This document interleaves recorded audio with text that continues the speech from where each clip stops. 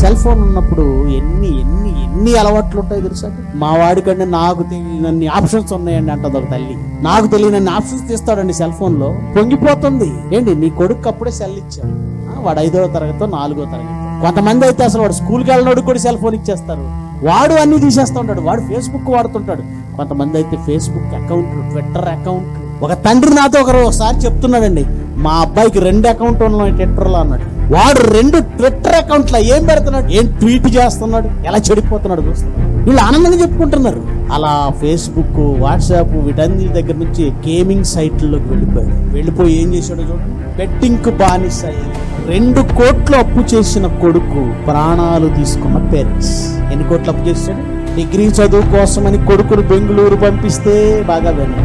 తల్లిదండ్రులు మీ పిల్లలు మీ దగ్గర ఉంచుకోండి అని ఎప్పుడు ప్రసంగంలో నేను చెప్తాను. కొడుకు చేసిన 2,40,00,000 అప్పు తీర్చలేక తల్లిదండ్రులు ఆత్మహత్య చేసుకున్నారు. మహేశ్వర్ రెడ్డి ప్రశాంతులకు ఒక్కగానొక్క కొడుకు, అది సంఘం. గారాల పట్టి, బంగారు కొండ, ఆ తర్వాత వాళ్ళ మెడకు బండ. ఈరోజు యూత్ బైబిల్ చదవట్లేదండి. మన వాళ్ళు కూడా చాలా మంది. హెచ్చరిస్తున్నాను, దేవుడు మిమ్మల్ని క్షమించడు, గుర్తుపెట్టుకోండి. ప్రాణాలు పోయే పరిస్థితులు మీకైనా మీ తల్లిదండ్రులకైనా. గేమింగ్ యాప్ల వ్యసనాలకు బలవుతున్న వాళ్ళు కొందరు. శరీరంలో ఉన్న తప్పుడు కోరికలు, హార్మోన్స్ పేరు చెప్పేసి మోసపోయి వ్యభిచారపు కోపంలో చిక్కుకునే వాళ్ళు కొందరు.